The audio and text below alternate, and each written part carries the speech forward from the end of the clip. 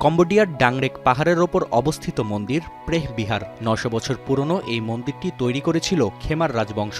১৯০৭ সালে কম্বোডিয়ার তৎকালীন শাসক ফরাসিরা মানচিত্র আঁকার সময় মন্দিরটি কম্বোডিয়ার সীমানায় যুক্ত করেন। থাইল্যান্ড মানচিত্রটি প্রত্যাখ্যান করলেও ১৯৬২ সালে আন্তর্জাতিক বিচার আদালতের রায় যায় কম্বোডিয়ার পক্ষে। ১৪ বছর পর আবারও বড় ধরনের সামরিক সংঘাতে জড়িয়েছে দক্ষিণ পূর্ব এশিয়ার দুই প্রতিবেশী দেশ। আন্তর্জাতিক গণমাধ্যমগুলো বলছে, ল্যান্ডমাইন বিস্ফোরণে ৫ থাই সেনা আহত হবার পরই শুরু হয় সামরিক সংঘাত। তবে বিশ্লেষকরা বলছেন, সংঘাতের কারণ ৮০০ কিলোমিটার দীর্ঘ বিরোধপূর্ণ স্থল সীমান্ত, যার মূলে রয়েছে ইউনেস্কো স্বীকৃত ঐতিহ্যবাহী স্থান প্রেহ বিহার মন্দির। ধর্মীয়ভাবে গুরুত্বপূর্ণ মন্দিরটির দখল নিতে মরিয়া থাইল্যান্ড। বিপরীতে এটি রক্ষার পাশাপাশি থাইল্যান্ড সীমান্তে অবস্থিত আরেক মন্দির তা মুয়েন থমের নিয়ন্ত্রণ চায় কম্বোডিয়া। কেসারেন শেকড় থেকে শিখরে।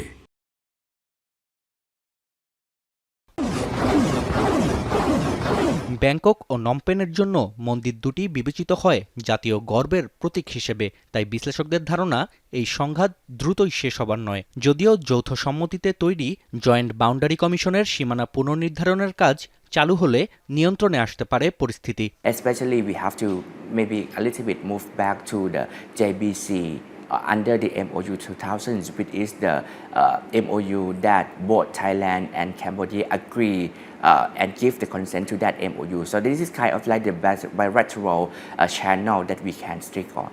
প্রতিবেশী এই দুই দেশ আঞ্চলিক জোট আসিয়ানের সদস্য। তবে বর্তমান পরিস্থিতিতে জোটের পক্ষ থেকে অনেকটা দায়সারা অবস্থান লক্ষ্য করা যাচ্ছে। বিশ্লেষকরা বলছেন, লড়াইরত দেশ দুটিকে আহ্বান জানানো ব্যতীত আলোচনার টেবিলে বসাতে বাধ্য করার এখতিয়ার নেই আসিয়ানের। ইতোমধ্যে থাইল্যান্ড জানিয়েছে, আসিয়ান ছাড়া তৃতীয় কোনো পক্ষের মধ্যস্থতা বিবেচনা করবে না তারা। Countries like United States, China has called us and to verify the facts and showed concern.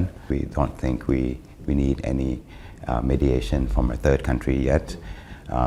If anything, we're ready to use the ASEAN mechanism at this point. So as you can see, I have to say that ASEAN might not have its role much regarding the have the binding force or binding decisions toward the dispute between two countries.